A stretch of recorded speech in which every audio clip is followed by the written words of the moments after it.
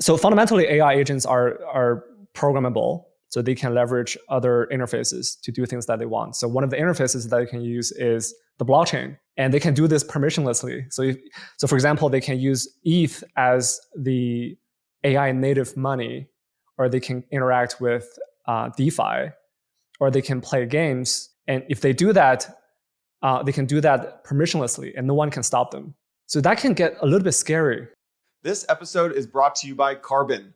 Carbon is a new DEX on Ethereum that makes concentrated liquidity super easy. With Carbon, LPs can now automate your liquidity strategy with custom on-chain limit and range orders, all from a beautiful UI. Check out Carbon today for unprecedented control over your liquidity. All right, everyone. Welcome back to another episode of Empire. Very lucky to be joined by Qiao Wang from Alliance today. Qiao, welcome back to the show, man. Thanks for having me. Yeah, of course. You're one of my favorite people to talk to about broader, just how you're feeling about the market, kind of state of the market, and what you're seeing. Really interesting and unique background from Alliance. I think there are kind of like three places that we could go in this conversation. There's almost like state of the market. If we're 18, 20 months into this bear market now, would love to maybe like just kick it off with how you're feeling about things. There's also a conversation around like, I think you and some of the team have been leading the conversation around AI and crypto and the intersection, those two kind of things converging, it feels like. And then there's a third bucket, which is you have this really unique experience from Alliance, seeing what chains that teams are building on and what teams are building and why they're having success and why a lot of them maybe aren't having success. So I'd like to go there as well, but let's kick it off with high level.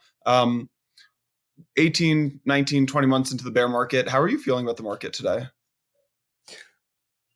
So there's several aspects we can talk about. One is on the venture side of things, on the private primary market. It's basically dead. I don't know if you saw the chart from, I think it was DeFi Llama about the month by month venture funding in crypto. I think we're at the lowest level since the last bear market, and in terms of dollar amount, and I don't even know if it's the bottom.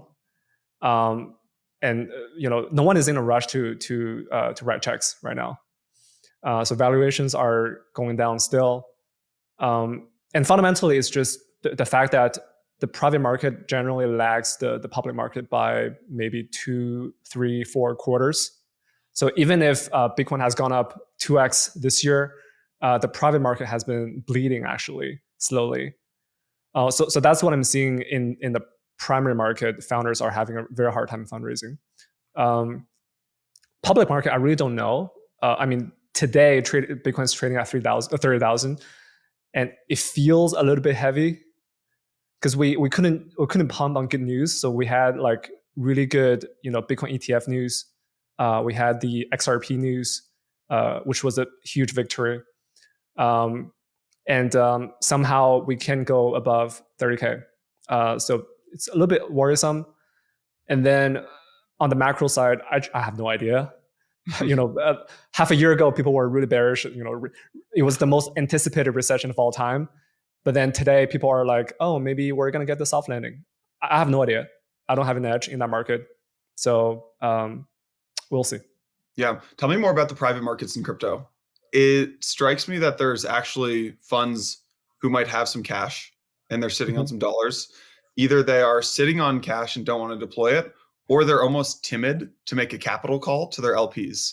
And it seems like that's the reason that companies aren't getting funded is they actually have the money. They just won't make the commitment and make the check. But tell me if I'm right or wrong there.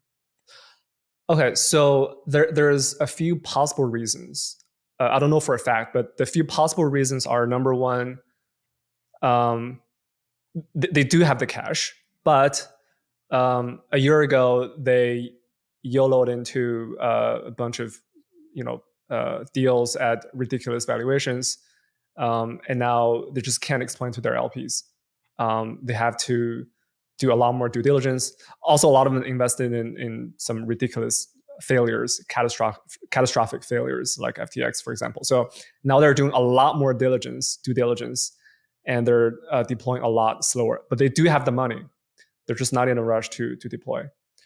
Another possible reason is that, again, back to the earlier point about the private market lagging the public market.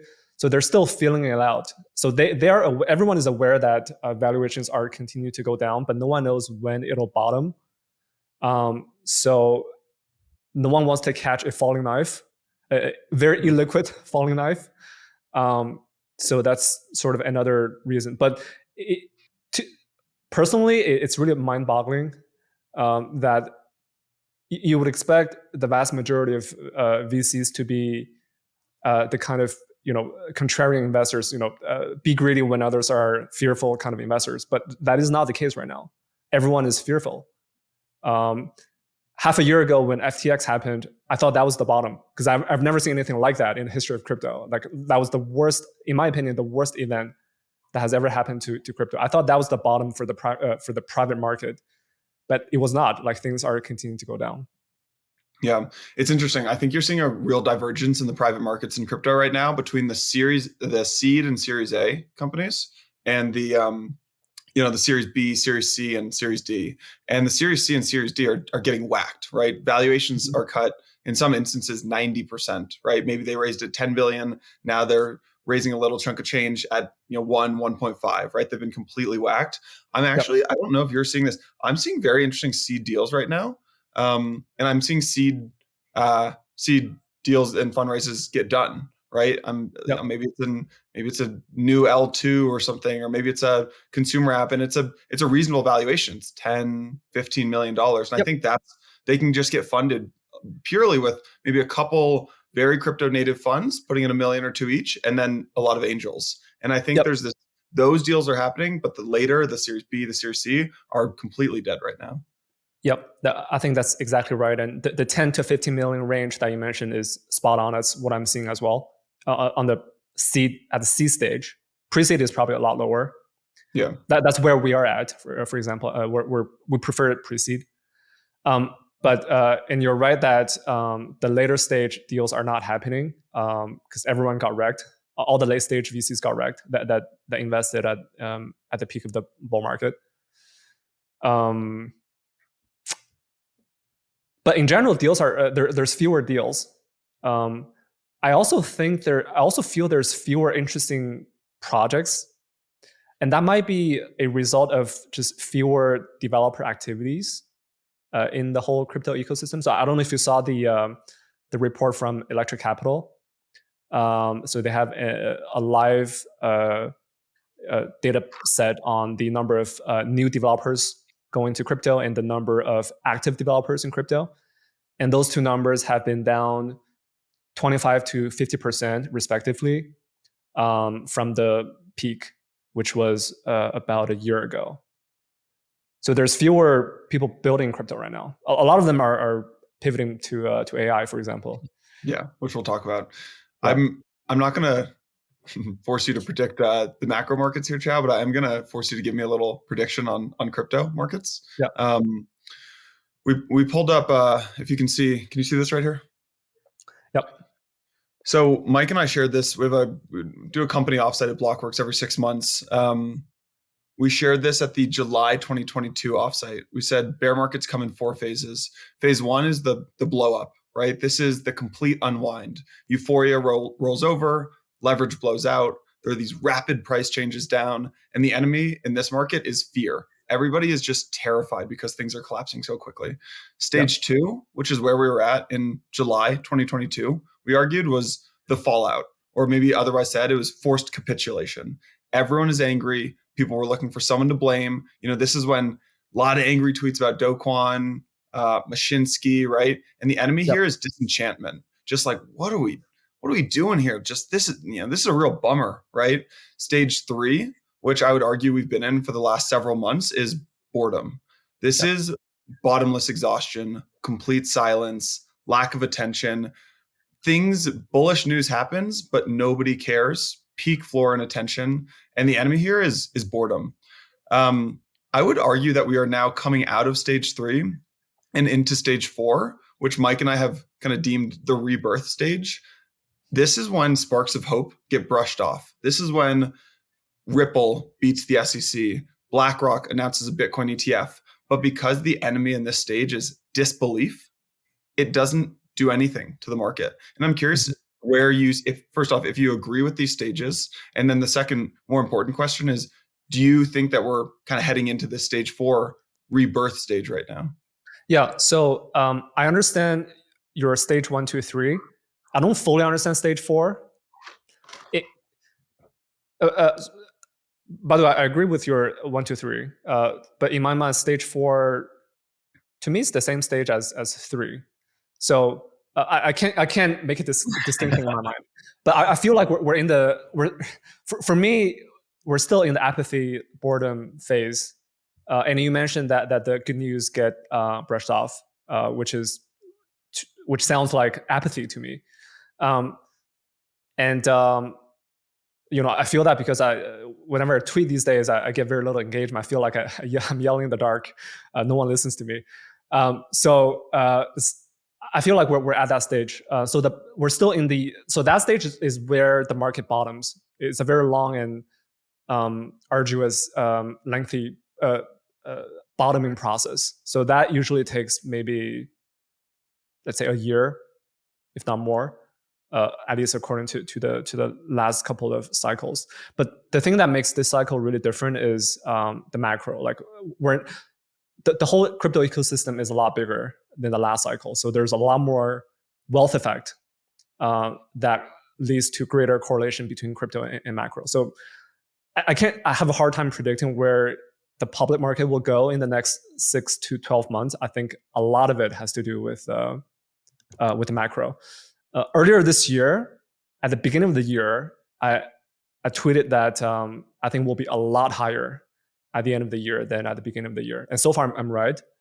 But from this point on, I really don't know. I think it's really 50-50. Yeah. I think one of the interesting things to watch next year is the proverbial fight between the macro, especially if we have a bad macro environment next year, this battle between the bad macro and the Bitcoin halving, right? Because historically, crypto has obviously only existed in a pretty good macro environment. And every 4 years, we have this Bitcoin halving, which the 4-year bull and bear market cycles are very tied into this halving. I remember exactly where I was in the May 2020 halving during COVID. I remember the seat I was sitting in. I remember what it did to the market. I remember what was happening on Twitter that day. And I'm looking ahead to this April, maybe May 2024 Bitcoin halving, which could very well kick off this next bull run. However, you've got this macro that nobody has any idea what's happening. So I think that's going to be a very interesting kind of convergence to watch there. Yeah. It's so to your point, it's entirely possible that we've seen the end of the regular 4-year cycles. It's entirely possible that this upcoming cycle will be either shorter or longer than the usual 4 years. It is. I would not bet against the 4-year cycles yet. I don't think we're there yet. Qiao, maybe if you could give us some insight into what folks are building right now, I would love to hear this. So you guys have gone through, you guys are on all 11, I think it is, the 11th cohort. So big congrats on that. I remember when you guys were doing the first one. Appreciate it. Exciting. Yeah. What are you guys seeing right now in terms of what folks are building in all 11? Yeah. So things that you hear on Twitter is mostly right, that there's a lot more infrastructure projects than consumer-facing products. Again, this is very cyclical, and it's historically this has been the case as well, that during bear markets, people build more infrastructure than consumer products. And so currently by infrastructure, I mean, for example, again, scaling, right? Restaking, a share sequencer, like that kind of stuff, right? Especially for the Ethereum ecosystem. But there's also a lot of infrastructure around wallets, and account abstraction is a big driver of that. In general, I feel a little bit uninspired by the startups on the consumer side. I think there's just fewer of them. And I love to see more. And I love to see crazy ideas that piss a lot of people off. Ideas that are really creative, that are potentially even outrageous. Like social networks that embrace bots instead of pushing bots away. Yeah, for example. Oh, by the way, Nikita Beer, this, I don't know if you've I know. heard Yeah. of him. Yeah, you know him. So he's one of the legends in the consumer products in Web2. And he tweeted something really interesting today, which is that it's about AI, but I think it's also transferable to crypto. But what he said was that the AI consumer product startups are building something. Most of them are building things that are too obvious. So, for example, AI girlfriends. But he also said that the truly good founders are using AI to bootstrap the critical mass for their dating app, if that makes sense. So, if you build a dating app, initially you have a huge co-star problem, right? You need the supply and the demand, basically the men and the women. So how do you bootstrap that co-star problem? You use AI to do it. You use bots to do it. Yeah, just something really interesting that I read today. I think that's right. And by the way, Nikita's about as smart as they get when it comes to building these consumer social apps, right? I think he started Gas App, sold to Discord. What was it? He sold another one, like the B app or something it was, I think. It's the same app, and he built it within the span of like over 5 years. So like 5 years ago, he built the first version, and then sold one to Facebook, sold one to Discord, same app. Yeah, exactly. Yeah. That's why I said the legend. Yeah, exactly. So all right, so folks are building infrastructure. So I had a feeling that you were going to say that. What when they're building infrastructure, are they building?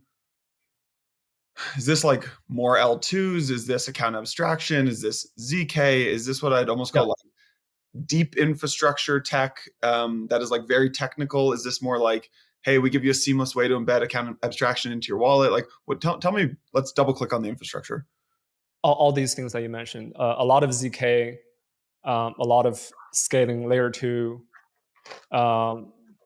Celo rebranded, or not rebranded, but pivoted from being a layer 1 to layer 2 last week. I know. Followed that very closely. I think that is first of many L1s actually that realize that managing your own nodes and validators is just a complete pain in the ass, and that it's just easier to share the security of Ethereum, and that I think that will continue happening for some of these other L1s. Yeah. What did you think? What did you think of that, Qiao? I think it's from an outsider's point of view, it's a very intuitive pivot. It makes a lot of sense. Ethereum is where the users are, and you want to capture those users. And the only way to do that is, if you don't already have a lot of users like Solana does, it's really obvious to pivot into an Ethereum layer 2. Infrastructure, there's a lot of deep tech in ZK, scaling and scaling related. But there's also wallet infrastructure around account abstraction. I don't think that's super deep tech. It's often like wrappers around existing deep tech, and making it very easy for developers to build on top of. There's ZK-ML as well. There's a niche of developers building products at the or deep tech at the intersection of ZK and AI, for example. But yeah, that's what I'm seeing. Yeah. What I remember after, I don't know if you guys still do this, but after recent cohorts, I think it was like 6 and 7 and 8, you would send investors a message, and you're like, these are where folks are building. These are what chains people are building on. Yep. These are what, where they're building in the world. I don't know if you guys share that data publicly still, but I'm very curious, like, are folks building on L1s? Are they mostly building on L2s? Like, how are they making those choices? Maybe as much data as you guys have on that, I'd be very curious to hear it. So shortly after FTX last year, Solana went from number 3 to number 4. So Solana has always been number 3, right behind Polygon and the Ethereum mainnet. And then when it went from number 3 to number 4, it was Arbitrum that took Solana's place. So that was half a year ago. And then shortly after, people recovered. The Solana ecosystem recovered, so they went back to being number 3, overtaking Arbitrum. But recently, they're back to number 4 again, overtaken by Arbitrum again. So it's a battle between Solana and Arbitrum. I don't know how statistically significant that ranking is, but I think the overall ranking hasn't changed. The big 5. So the big 5s are Ethereum, Mainnet, Polygon, Solana, Arbitrum, Optimism, and they're far ahead of everyone else. That lines up with how I would expect the market to be. Why do folks build on Ethereum mainnet instead of building on Arbitrum or Optimism? I don't know, to be honest. Yeah. I don't know. Yeah. Well, what about L3s? Like, is anyone looking at what DYDX is doing with Cosmos and saying maybe this is a better strategy for us? Maybe we do need to own the full stack. Yeah. I haven't seen anyone that adopted the same strategy as Cosmos. Yeah. And I don't know what to make of the DYDX strategy. We'll see. So they're going to launch, I don't know whether they're going to launch their next version that's fully Cosmos based. That's the V4. I think it might be in a couple months. October. Maybe next month. October. Okay. But from the looks of it, you can use DYDX from any Ethereum-based wallets, including MetaMask. So I would imagine that the user experience will be very similar, as if Cosmos was on Ethereum. As if DYDX was on Ethereum. Yeah. Yeah. Because originally, my biggest worry was that they moved to Cosmos, but they now have access to a much smaller user base. But from the UX, it doesn't seem that way. So I don't think they're cutting off the liquidity though to the ETH liquidity basically. So yeah. Qiao, what types of founders are coming in? Is it?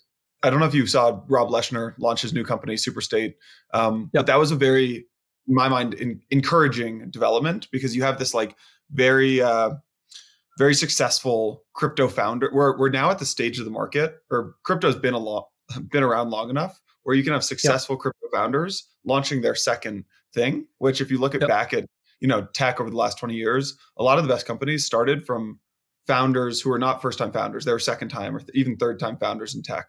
So it's very encouraging in my mind to see the Leschners of the world do this. I'm curious what types of founders are coming into it to this cohort in the last couple of cohorts. Is it Web 2? Is it crypto founders on their second run? Who is it?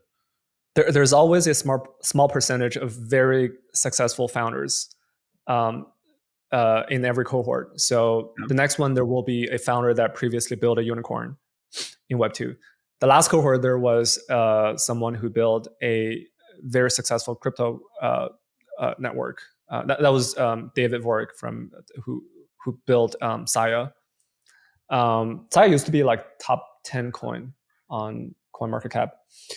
So every cohort, there is a small percentage of that. But the more interesting trend is the next cohort, virtually all of them are crypto natives.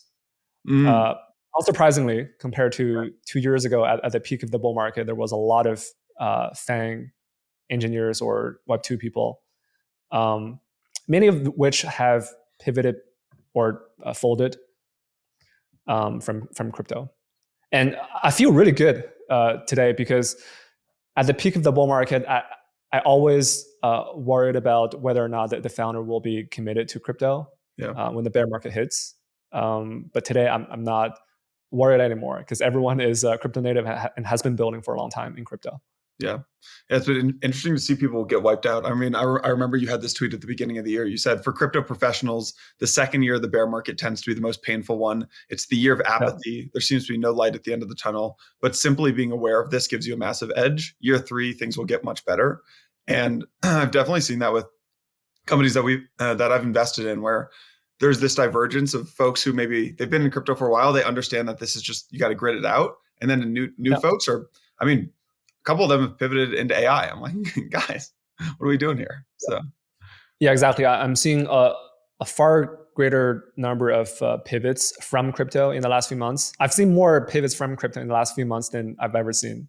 In the last 4 years, and I've also seen more co-founder breakups in the last few months than I've ever seen. The Same. bear market is brutal. Very tough. Yeah. Um, what about huh? Yeah, that's really interesting. What is the dispute that founders have, do you think? Um, okay, this is a really good question, and I think not enough investors pay attention to this. You know, I pay a lot of attention to the co-founder relationship of the co-founders. Ideally there are a couple of people who have worked together for a long time in the past, um, within the same company or worked on like side projects together and have been friends. So that would be an ideal setup of co-founders, because if they found each other online, sometime in the last 6 months, they're still in the honeymoon period, and it's their relationship will get tested in the bear market when things don't go well. And oftentimes it's really because the product doesn't grow, and one of them just either loses conviction in crypto or conflicts arise between the co-founders. Growth solves every problem. And conversely, the lack of growth causes all sorts of co-founder conflicts. It's something that I never thought about when investing, is the co-founder relationship, because Mike and I have a very strong relationship, and we went to college together. We were roommates in New York for a while. We'd known each other for several years. We handle, I think, when things do not go, when we disagree all the time, obviously, as co-founders do, but I think we have a very good system of working out disagreements, and we move through disagreements very, very quickly. But so I'd never thought about like basically interviewing or assessing co-founder relationships until now we're deep into this market. I'm like, oh man, that's one of the main indicators, I would say, for how well a company ends up doing. Yep, agreed. Yeah. Let's talk about Tensor for a second. So I met the Tensor founders for the first time 2 weeks ago, maybe. Obviously, wow.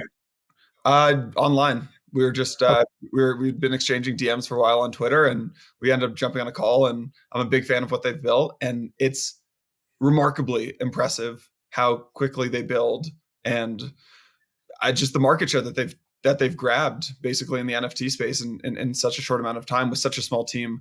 I'm curious, when you see a team like, have you done this long enough now, Qiao, that you can see someone like that, you can see that team, and you're like, that's a winning team. They are going to do it. Or is this something that you have no idea? It's a complete, random instance here where like that, just one of your 50 companies ends up being very successful there. Yeah. So after doing this for 3 years, I think I've developed some instinct for people like the Tensor guys. So matter of fact, we actually have a name for those people internally. We call them Tensorians. So we're always looking for founders that have the same characteristics as the two co-founders of Tensor. But it doesn't mean that we're not open to other types of founders. But the archetypical founders we look for these days are, they're fairly green. They're usually first-time founders, because that's usually where we can make the most impact. They think about problems deeply, and they work extremely, extremely hard. So the Tensor guys, I don't think they sleep, and they work 7 days a week. Truly. I was like, I was asking, are you coming down to New York? They're like, why would we leave? I think they're in Toronto or something, or Montreal. They're like, why would we leave here? We've got our computer. We've got our keyboard. Why would we? That's all you need. I was like, all right. Yeah. Exactly. Yeah. And but the hard work part is very hard to gauge just from an interview. You have to look at their past achievement. Yeah. But the thing that you can look for during the interview is how they think about the product, how they think about go-to-market. Do they have very unique insights about their users that I've never heard elsewhere? Again, like it sounds simple on paper, but it's most of it is really is a black box in my mind. It's like a neural network that I developed from the last, just doing this for 3 years. What are the characteristics, if you're sitting down with Imran and Jacob and the team, and you've got a whiteboard up and you write down 5 characteristics of Tensorians, what's coming up there? Yeah. The single most important one is resilience, and it basically trumps everything else. I think resilience is the only common characteristic of every successful founder. Every founder is different, but resilience is the one characteristic that is common to everyone. So that's the one that we look for. But it's also the one that's the hardest to gauge from an interview, again. Yeah. So that would be number one. Number two would be unique insights into their users. So oftentimes, you hear about a super interesting narrative on Twitter. It sounds great, but you have to dive deeper. You have to understand. You have to see if the founders truly understand their users. You have to go well below the surface. So unique insights into their users is really important. So to give you a concrete example, the unique insight that Tensor had about their users was that the vast majority of trading volume of NFTs came from speculators. So people who treated NFTs as shitcoins, not the collectors. The collectors don't trade that much. It's the degens that trade a lot in terms of number of transactions, but also in dollar amount. And you had to build a product that served these people really well. So that was the unique insight that Tensor had. By the way, it's the same insight as Blur. It's exactly the same. Right. What are outside of Tensor? What are other? Or go ahead. Anything else on Tensor? No, go ahead. I was just going to say, any other successful companies that have come out of Alliance that you've like maybe gained a bit of insight into how you guys can make better investments moving forward? So there were. Here's another really interesting example. It's Stepan. Stepan came out of our program, I think the cohort before Tensor. And what makes Stepan really interesting is their English is completely broken. And they would have a very hard time raising from American VCs. I chatted with them in Chinese. So the cultural barrier and the language barrier is real. And I think it's an alpha that I have, just because so English is actually my third language. Before English, I mostly spoke French in my teenage years and Chinese in first 10 years of my life. Where are you from, Qiao? I grew up in Montreal. Huh. So Montreal is bilingual, but mostly French. I actually never spoke. I didn't speak English on a regular basis until the age of 18. But anyway, so what I'm trying to say is there's an alpha about understanding this cultural barrier and break that barrier. So, but the Stepan guys they have the same characteristics as Tensor in terms of resilience. So these guys also never sleep. They're based in Australia. They join our program, our lectures at like 1 a.m. their time, week in, week out. It's ridiculous, to be honest. So resilience. Yeah, resilience and hard work. One more question on the Alliance cohorts, and then we can move on to some of this AI conversation that I know we wanted to have. It feels like we might be at peak bull Asia, bear US in crypto right now.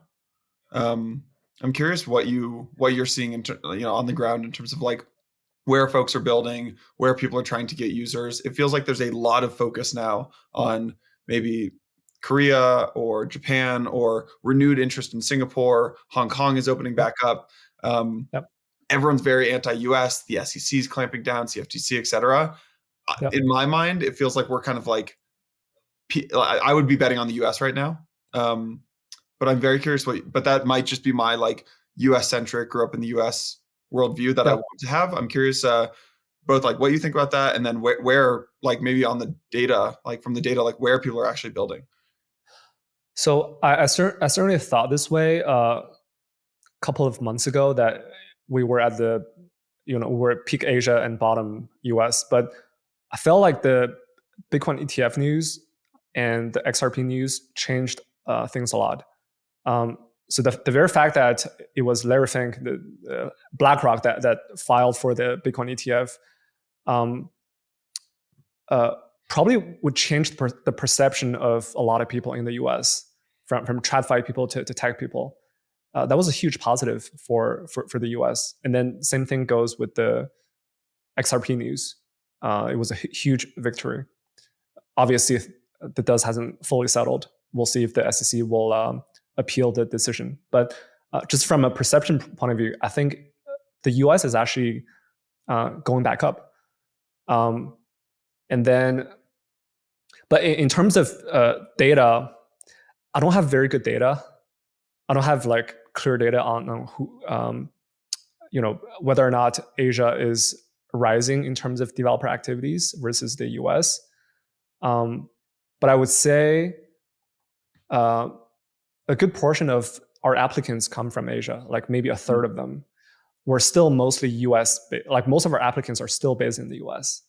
Like I would say 50% of them are based in the US, and then maybe 20% based in Europe and other regions. Oh, the one interesting thing, there's two interesting trends that emerged recently. One is Latin America. I think Latin America, in terms of crypto adoption, is maybe a few years behind. I don't know how much exactly, but there's a far greater number of Latin American founders building what the US founders were building a few years ago for Latin America. So for example, on-ramp, off-ramp. Dubai is another interesting one. There's a lot of founders based in Dubai. Some people say there's a lot of scammers in Dubai as well. Just I suppose there's a reason for that. Maybe the taxes and the other laws. But there's more and more founders based in Dubai, and there's certainly more and more founders based in Hong Kong. Hey everyone, we'll get back to Empire in just a minute, but before we do that, I want to let you know that we have Permissionless coming up. Permissionless is a big conference that Blockworks and Bankless put on together. It is the biggest, the best DeFi conference in crypto. This year, it is in Austin, Texas, September 11th through 13th. If you've been in crypto for a while, you know that bear market conferences are the best kind of conferences. We have a phenomenal lineup of speakers. A lot of the guests that you hear on Empire are both going to be speaking there. You will have the opportunity to meet them there. And a lot of the topics that we cover on Empire, ZK Tech, rollups, account abstraction, MEV, app chain thesis, a lot of that kind of stuff, that will all be discussed at Permissionless this year. So because you are a listener of Empire, you get a special discount. That's right. Santi and I negotiated with our marketing team. You get 30% off if you go to blockworks.com/permissionless. Empire 30 is going to get you 30% off your ticket. Today, when I'm recording this, that's about $300 off your ticket. So type in Empire 30 when buying your permissionless ticket. You get about $300 off. Click the link at the bottom of this episode. It's in the show notes. Do it quickly because prices go up all the time. And if you are going to Permissionless, hit me up, let me know, shoot me a DM on Twitter. I would love to meet up with you there. Let's face it, concentrated liquidity is hard. And that's why I'm super excited to partner with Carbon for Empire. Carbon is a new DEX on Ethereum that makes concentrated liquidity easy. With Carbon, LPs can now automate your liquidity strategy with custom on-chain limit orders and range orders. Want to buy a token when it dips and sell it when it spikes? With Carbon, you can now set a strategy that buys in on one price range and sells in a higher range on repeat, using a single source of automated rotating liquidity. Strategies can be created for any standard ERC20 token. I recently checked out the Carbon beta that just dropped. Pretty blown away by the liquidity strategies that Carbon enables on chain. It has these rich trading features that you'd expect from a centralized exchange, except Carbon is fully on chain, decentralized, and non-custodial. Just connect your wallet. It's carbondefi.xyz. That's carbondefi.xyz. Choose a trading pair, set your buy and sell ranges and amounts, hit create, and you're done. Carbon automatically moves your liquidity into your selected ranges as the market moves. LPs, it is time to take back control of your liquidity with Carbon. Check out the link and get started today. Now, let's get back to Empire. Chow, let's move away from Alliance and let's talk about AI for a little bit. I think Yeah. I got a little smile on my face saying AI. You got a little smile. I think one of the reasons we just subconsciously smiled there is it feels like this kind of like hypey thing, and even like bringing up like, oh, this convergence of AI and crypto. It feels very, I don't know, just fluffy. I would say maybe if you could tell me like, the Gartner hype cycle, big up, down, slowly comes back up. Where do you think that Yeah. we are on the Gartner hype cycle for AI right now? I actually tweeted about this probably 2 months ago. It felt like we're at the peak, but it, I did caveat that the bottom might last only a few months because AI is moving really, really fast. So today, so 2 months after my tweet, it feels like a lot of people are disillusioned with the current state of AI, especially the consumers. If you look at the Google Trends, the search for ChatGPT has been going down for the last couple of months. And then there's also a very, very interesting study on how the performance of ChatGPT has gone down in the last few months. Um, I thought that was really interesting. But anyway, that's a different topic. The So it performance feels like performance of ChatGPT, like, it's how good it is at actually doing its tasks is getting worse? right. So how good it is in terms of doing math, in terms of like just doing some basic um, tasks, um, went down a lot over the last few months. And we were actually discussing this internally last night about what are the hypotheses as to why this has been happening. So one of the hypotheses that we saw on Twitter is that so OpenAI uses this thing called the um, uh, reinforcement learning with human feedback. So the human feedback is the keyword here. So when OpenAI first launched, all the human feedback they had to train their model was their internal staff. But once they've launched the product, there's like hundreds of millions of people providing this feedback Mhm. back to OpenAI, and those people are, I don't know, they destroy the model somehow. I don't really buy this hypothesis, but I can see it. But another I think, more plausible hypothesis is that OpenAI is prioritizing AI safety versus performance. Mm. So they actively dumb down the model itself, just so people don't do crazy shit with a very powerful tool. So that's another plausible hypothesis. Obviously, the OpenAI people have denied these things, but anyway, so that's it's just overall this degradation of performance leads people to feel a little bit more disillusioned with AI in the last couple of months. So I feel like there has been a little bit of a sentiment change, Mm. but that's just my perception. I don't know if other people see the same thing. Yeah. I think you're right there. Um, so just for background, from our past conversations, I think, like, one of the reasons that maybe you're qualified to talk about this is you have a decade of experience building some of these models. I don't think you've like, maybe it's not necessarily neural networks because you were mainly working in, like, building trading models in finance, where neural Yeah, networks don't either they don't really work or they're just too hard, but, you have about a decade of building models. I'm curious how you yeah, think about, like, when I think about when I see, like, headlines about the intersection of AI and crypto, and when I try to think about it, I've kind of bucketed it into 3 buckets in my mind.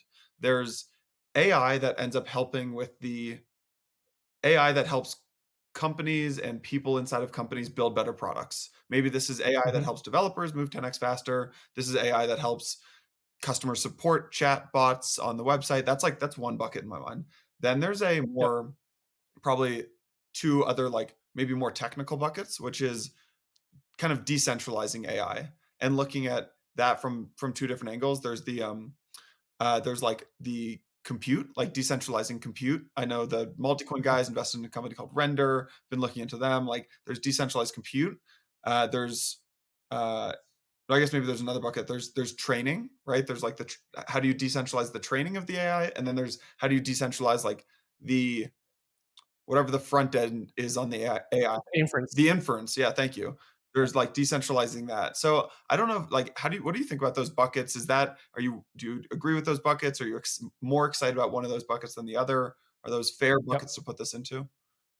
So the first bucket that you mentioned is uh, it applies across every company. It's not just the crypto thing. So Yeah. like helping developers become more productive, helping companies do better customer engagement, customer support. That applies to everywhere, not just crypto. And I actually think that helping developers become more productive, that is the single most important, by far the single most important Hmm. use case of GPT. And it's not even close. I know this from personal experience. Last week, we actually had an internal hackathon, and so we spent like 3 days together for our offsite.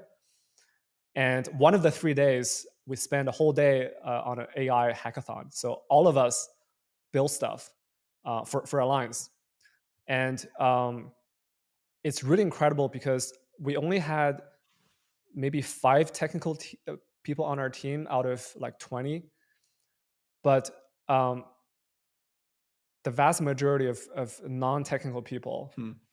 wrote code thanks to GPT, and they wrote code that worked.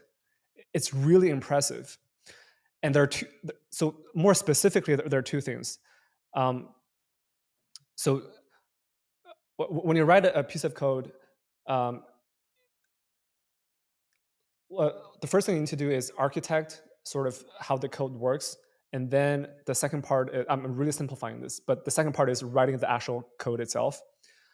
Um, so GPT is really, really good at the second part, which is you architect the whole thing. You write out the functions, but you ask GPT to write the functions for you. So that in itself is a 10x improvement. And I know I experienced this personally. Um, 10x improvement in terms of speed of writing a piece of code that actually works. But then there's a second piece, which is called the code interpreter of ChatGPT. I don't know if you've heard of it. Um, I think it came out a couple months ago, but last week was the first time I tried it. But this part, it does the architecting for you. So you don't even need to architect the code in your head. You can just tell GPT what you want to do in plain English, and it'll do the architect. The code interpreter will do the architecting for you and the writing the code for you. So this is another 10x improvement in terms of speed. So overall, for me, it was like 100x improvement. It's really mind-boggling. It's really impressive. Um, so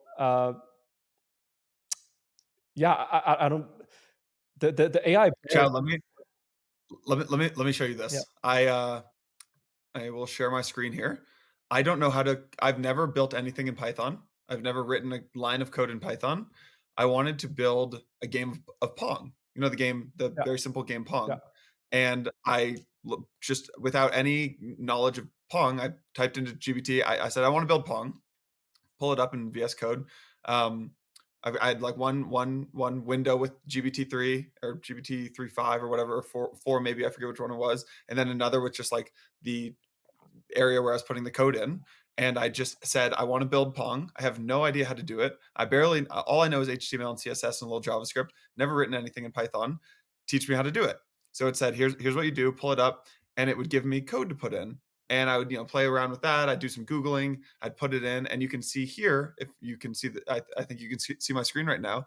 I would say, look, there's an error right here. And it would say, oh, this error message is missing two required positional arguments, X and Y, which means this is what that means. Make sure to pass the correct values for X and Y for each paddle in your game. And I asked it, I said, so should I replace this line with this line? And it said, no, you should replace this line with this line. After it took me about 3 hours, maybe 2 hours, maybe I forget, 1 to 3 hours. I had a working Pong game. yeah. And you can see this tweet here. It says, I just built Pong using Python entirely from ChatGPT. Whenever I got an error, I would put it in ChatGPT and it would both explain it and fix it. I know Pong is basic, but being able to build this, it took me, all right, less than 1 hour without ever having written Python feels incredible to me. And I think that's exactly what you're talking about. Yeah, the 3 hours you took would otherwise take, I don't know, at least a month for you to learn Python and write off the Right. code. Right. So I think GPT is so the more beginner of a developer you are, the more GPT can help you. So I think GPT is less of an improvement for the experience for the 10x developers, but so GPT might be a 5% improvement for the 10x developers, but a 10x improvement for the 1x developer, and a 100x improvement for Yeah, the 0.1 developer, like yourself. like me. Like me. So Yeah. I'm glad I'm a 0.1x engineer. That's great. That's great. Crypto for the last decade has been focused on decentralizing money and like decentralizing value, right? Like Bitcoin, like decentralizing money.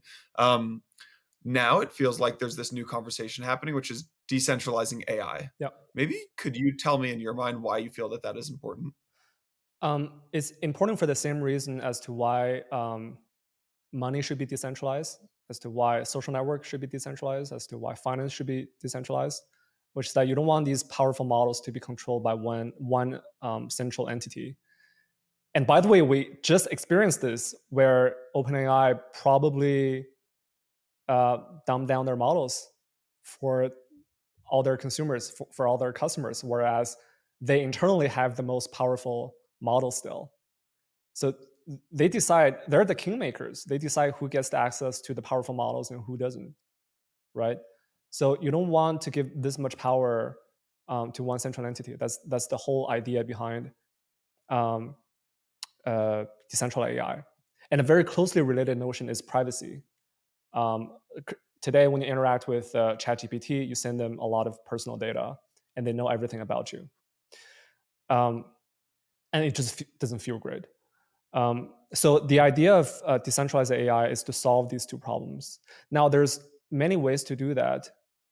To me, on the inference side, the most intuitive way is to what they call edge computing, edge AI. And by edge AI, they mean running an open source model on your local device. So all the compute happens on your local device within an open source piece of software, rather than being run on the cloud at OpenAI. And this achieves the two goals that we had before, which is that one, the user owns the model because it's open source, and two, the user owns their data because they don't send the data to the cloud to OpenAI. So this edge computing is the most intuitive way to solve this. Obviously, there's arguments against whether or not consumer grade hardware is powerful enough to run the most powerful models in the world.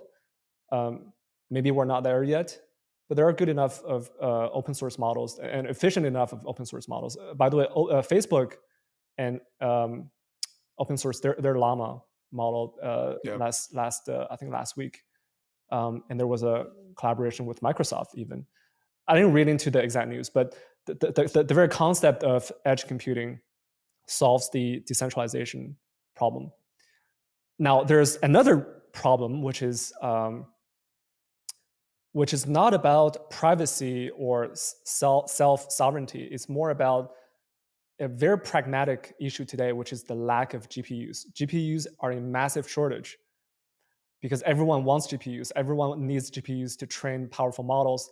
Everyone needs GPUs to do inference.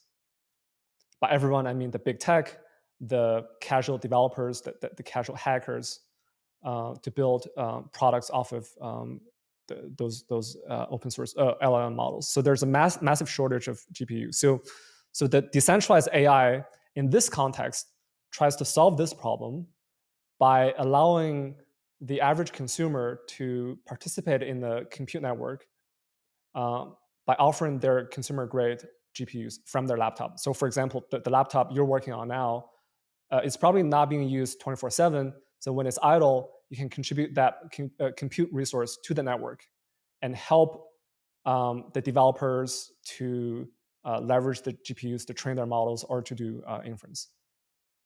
So this is Mm. the GPU shortage problem. Does this make sense? That feels like the modern day version of the 2017 Filecoin thesis. Yes. Yes, exactly. Yeah. It's exactly the thesis for behind Filecoin before GPUs.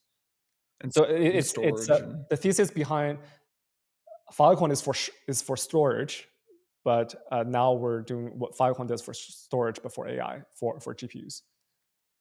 yeah. Hmm.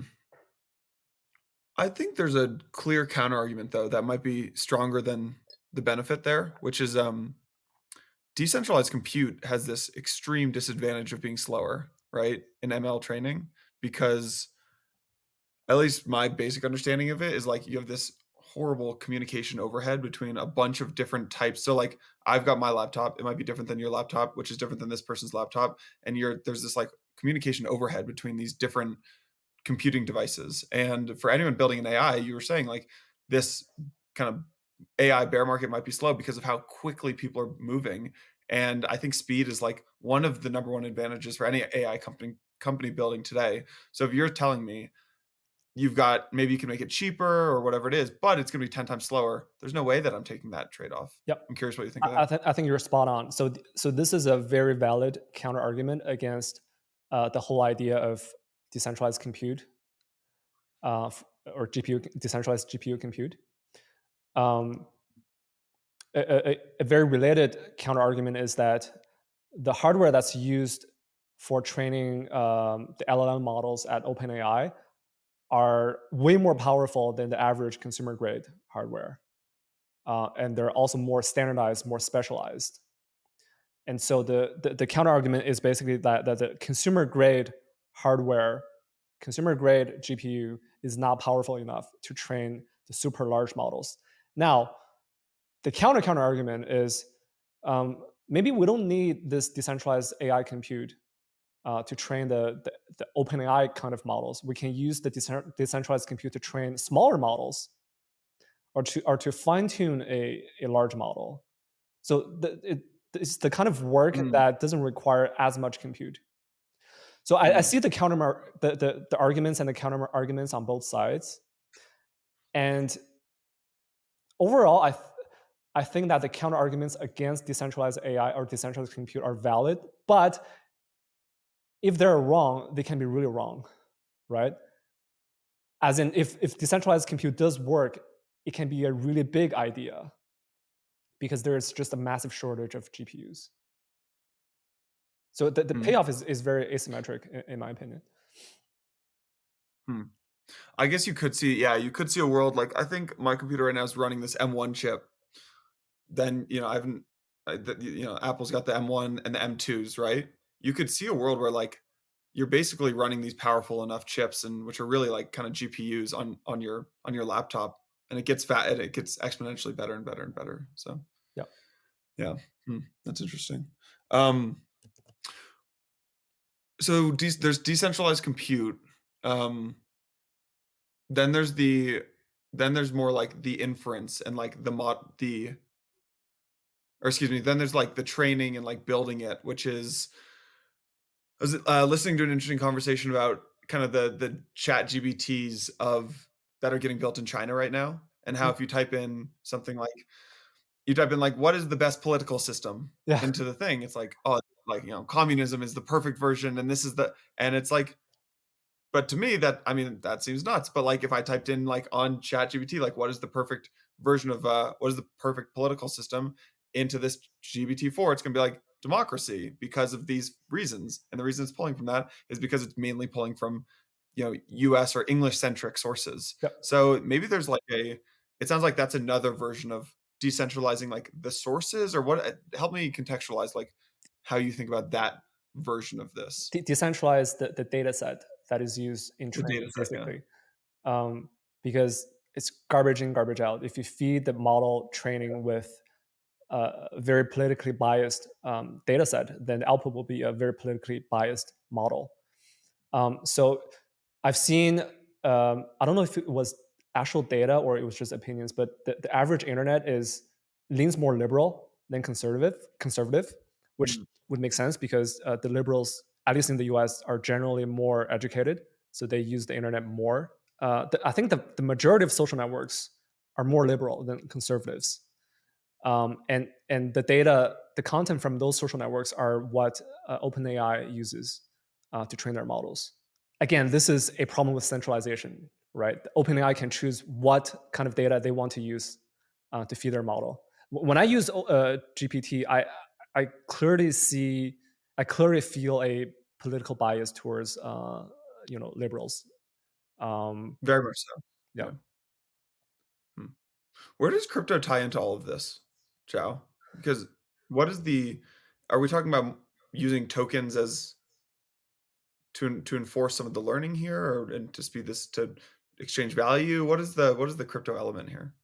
I don't know if there's a crypto element. I wish there was, but pragmatically, how to use tokens to incentivize a more politically neutral or more politically diverse content? I find it very hard to do. I mean, conceptually, yes, but pragmatically, it feels really hard. Yeah. Yeah, it feels like maybe a 2017 version of like putting, healthcare records on the blockchain, right? We're kind of trying to throw blockchain at everything 6 years ago, and now maybe we're trying to throw kind of crypto AI at everything. Um, so then, where is the kind of crypto application here for AI? Yeah, so the decentralized compute is something we talked about earlier, but there's Yeah. also using crypto to digitally sign content to fight deepfakes, for example. So, for example, this podcast that we're recording, um, after the recording, you can sign on the Ethereum blockchain. Uh, or you can provide a signature on the Ethereum blockchain that Mm, this podcast was produced really by Jason. And you can put your public key on your Twitter profile that people can use to verify the digital signature. So this is another very important application. I don't know who should be building this. I don't know if it's the job of a startup or it's the job of the big tech. hmm. But this will be a very important application, especially with the elections coming up next year. There will be a lot of deepfakes, a lot of AI generated content to influence the results of the election, for example. So basically, what you're talking about here is crypto offering like this kind of. I think you tweeted about this a little bit ago that I saw offering like a checks and balances against AI, right? Via like digital signatures to battle deepfakes and zero knowledge proofs to kind of protect privacy here. That's the bucket that you're excited about. Yep. So that's the good thing that crypto can provide to AI is the checks and balances. But there's also a flip side, which is that crypto is a permissionless platform, and the permissionless platform can be used by AI agents. So you can think of so fundamentally AI agents are programmable, so they can leverage other interfaces to do things that they want. So one of the interfaces that they can use is the blockchain, and they can do this permissionlessly. So for example, they can use ETH as the AI native money, or they can interact with DeFi, or they can play games. And if they do that, they can do that permissionlessly, and no one can stop them. So that can get a little bit scary. So currently, Mm, AI agents don't do much, but if you give them the ability to do permissionless programming on chain and give them a unstoppable form of money, which is, for example, ETH in this case, I don't know what they're going to do with this mm. type of capability. So I went into the WorldCoin offices a couple months ago, Mhm. and met one of their founders, not Sam Altman, but the other one, Alex Blania, and he was kind of painting this vision of the future, which said, "Look, ChatGPT 4, I mean, right now, you just put in a prompt onto this kind of user interface, and it spits out an answer." He goes, "What GPT 6 and 7 and 8 will look like is you are giving it not just read access, but write access to your computer. Yes. So I could type in, "Hey, go farm GMX right now. Yeah. Just go farm GMX with 10,000 bucks, and it's gonna know the perfect farming strategy. It's gonna be like, look, there's an airdrop coming up based on all this data. There's probably an airdrop coming up in this month. I'm gonna go farm all these tokens. Here are the best farming strategies. And if you give it the right access, it's gonna be able to do that for you. And if you extend that out, what you could see is we think that like there are bots on Twitter right now are a problem. That problem is going to get 1 million times worse. It is going to grow by orders of magnitude because you're going to be able to give your AI, your like little AI assistant, access to your social and access, like basically right access. So, but what it sounds like you're talking about is, No, what I'm talking about is exactly that. So when you give AI not just read access, but also write access, to the blockchain, things can get really interesting. That's interesting. I mean, so the WorldCoin, this guy Alex's take on this would be that you need like a crypto wallet, you need to scan the eyeball to digitally verify, basically like verifying who is a human online is going to become an incredibly tough challenge, and that we have to do that. I think there's probably another take here though, which is that there are going to be some billion-dollar companies that are built on the back of embracing these bots. I don't even know if I wanna call them bots. I would like just these these AI agents, and instead of trying to turn them all away, they lean into them and they say, "Look, these are our new users," basically, like what you were mentioning with Yeah, Nikita, with Nikita's tweet. It's like, "These are our new users," like, instead of pushing them away and trying to, play whack-a-mole with bots, it's like, what if we just said, "These are our users now," and we embrace them? I don't yeah. That's an interesting thought process that you've sparked there. The embracing AI is probably one of the two most interesting things I can think of for consumer crypto products. Mm, The other one being embracing hyper financialization. Um, because trading shitcoins, speculating is the one thing that crypto really enables for the mainstream. So I think it'd be really fun for crypto consumer products to embrace that, to try things that are related to speculation, to hyper financialization. But the other thing that they should try is to embrace the AI bots. mm, Um, but the I've just been thinking about this. I think a lot of people are disillusioned about why it's been 10 years, we still haven't seen a consumer product in crypto that has reached the mainstream. And so I tried to brainstorm ideas for just startups to try, and these two things came to mind. I don't know if mm. they'll work, but I think they're worth trying. Yeah. Yeah. I mean, what does this look like maybe with a social network? Like a Web3 social? What like, maybe paint a picture of what you think this looks like. Let's take it one step further. Yeah, it's really hard to say. Yeah. Um, I think a better example I can give you is DeFi. Really, DeFi summer to me is still the most magical moment in the entire history of crypto. I probably signed more transactions that summer than I've ever done in the last 10 years, like probably by an order of magnitude. And I think I think a lot of people felt the same way. A lot of people felt that DeFi Summer was really a moment of magic. Um, and I think DeFi Summer worked because it unapologetically embraced speculation and Yeah. hyper financialization. And the whole DeFi Summer was a game. It was not really finance. I mean, finance in itself is really is a game. Yeah. DeFi Summer was a DeFi game. summer was all one big game. I agree. I It was agree. one Yeah. big game, and it was social, except that the social interactions happened mostly on Twitter. It was so fun, right? Mhm.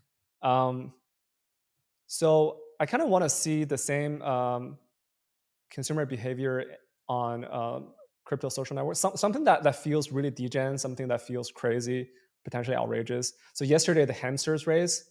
I'm sure you've seen it. That Yeah. was fun. Yeah. Um, so I want to see stuff like weird things like that. Hmm. I wonder if yeah. I wonder if we're gonna start seeing more like social tokens kind of as well come out. Like, one like version of betting basically that already happens is I find an Instagram account and maybe I find an artist on Spotify and they're really small, or I find an Instagram account with 5,000 followers. And I think it's really cool. When that account gets to 100,000 followers, I'm telling my friends that I'm like, oh, I found that account at 5,000. You got to imagine you'll be able to kind of bet on accounts Yep. and like more financialization of like tweets. And I like that tweet when it was only had 10 likes. It's now viral. Like I Yep. was early on that tweet. I was early on that account. So coincidentally, I was actually thinking about this yesterday. So there was a product that came out of China in 2017. It was a product where you can, as a consumer, you can book time with a celebrity, and then you can speculate on the time.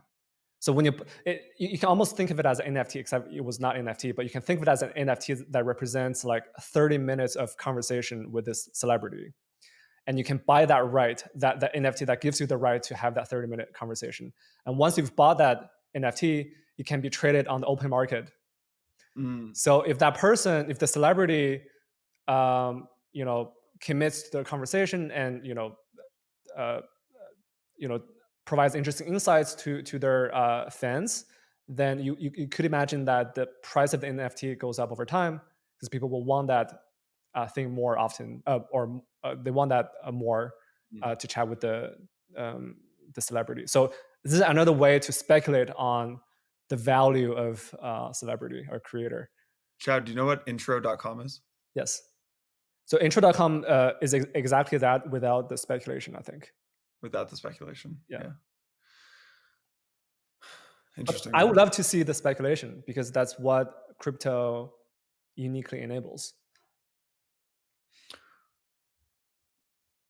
I heard you and Fauda talking about AI agents, and it sparked this really interesting. I just like went down this kind of deep dive of like AI agents and one AI hiring another AI, and then you've got this kind of master AI, which is maybe like your assistant AI, and that AI hires other AIs. Can you explain this to me, and Yeah. maybe tie in like how you need crypto rails to enable that world? Okay. So AI agents, just to be upfront, I don't have a strong thesis about it. I don't know how it'll play out. But what happened was a few months ago, there was a VC that built a open source, sort of a, a MVP, where you as a user you can launch a AI agent and you can tell them what to do. So, for example, you can tell them um, uh, start a podcast, right? How to start a podcast for me, and then the AI agent would first research what are the steps needed to start the podcast, and then it'll break the original task into those steps, and then it'll iterate from step one to step two, and et cetera, et cetera. And then for each step, it'll break that task even further and then do things on the internet to do more research or sometimes to have this right access that we said earlier to actually do things, to transact, to hire other agents, et cetera, et cetera. So that was a really fun experiment that the VC did. But I think the hype kind of died down pretty quickly. So I don't know where it's going now. It's certainly a very interesting experiment um, to have these autonomous AI agents that can do things, that can break tasks down for you and to execute those tasks. Hmm. Can we zoom way out here, Chow? Like, is this why do you remain excited and optimistic about all of this? AI or crypto? Um, I think all of it. I mean, I think there's a if someone's listening to this and they're hearing AI agents, here's a version of someone who's listening. I'm Yeah, hearing about AI agents, AI hiring other AI, yeah, social networks that are populated with millions and eventually billions of AI bots, yeah. games that aren't P2P with people, but are P2P with AI. It doesn't sound like a super fun world to live No. in, I would say. Uh, even for me, the eternal optimist and the someone who just always has believed that technology enables a better world. Yeah. Even I hear this and I'm like, this doesn't sound like an incredible world to live in. Why do you remain either excited and or optimistic about this? Okay, so I'm where I'm optimistic is something really specific, which is the 10x developer thing that we mentioned earlier. Mm. Because I felt it personally. I, Yeah. again, I think it's by far the single most important use case of GPT. It's not even close. Um, Everyone can code now, and everyone can code much faster. Um, and it's much easier for startups to launch MVPs with GPT than it used to be. That's why I'm really excited about this. It basically brings the cost of launching products down by an order of magnitude potentially um, for developers. And it's going to be a really interesting world. It's going to, I think, uh, uniquely benefit the idea man, right? Like people who have good ideas but not necessarily have the ability to code their ideas into actual products. With GPT, if you have good ideas, you can implement them much easier than it used to. That's the most important thing I'm excited about AI. Hmm. I Everything like that. else, I feel like it's a work in progress. I don't have a strong thesis yet. We'll see. Yeah. Yeah. Ciao. Awesome conversation, man. I love talking to you about this stuff. Anything else that we're from, either where we're at in the market, AI, Alliance, and the things that you guys are seeing in the trends, anything else that you wanted to cover that we haven't covered? Um, I think we've covered most things. I just think I think it's a great time to be in crypto right now. 2 years ago during the bull market, I felt a lot of stress. It was really every bull market is very stressful for me. Like you constantly think about when to exit the market, and then as an investor, you constantly think about, is this person going to be here for a long time? Are they going to commit to crypto? But now everything is a lot easier. Like everyone who's still here today talking about crypto, they're committed to crypto. Yeah. It's also more. It's for the most part a contrarian place to be, and I feel very comfortable being in an environment like this. Yeah. I agree with you. I was at the office with a bunch of our team week ago, 2 weeks ago, whenever the Ripple SEC thing happened. And my first thought was pure elation and excitement, Yeah. because that's one of those moments that can bring you out of a bear market, I think, is that Ripple SEC thing. My second thought was frustration that the bear market was ending. I was like, just I just wanting to hang on a little bit longer for this blissful time in the market where everything feels so simple, and knowing that the chaos will, before we know it, be here. So I share your thoughts. Yeah. Awesome, man. Well, wishing you guys all the best. I will talk to you soon. I'm sure we'll have you on again soon. Thanks for the time, man. Thanks.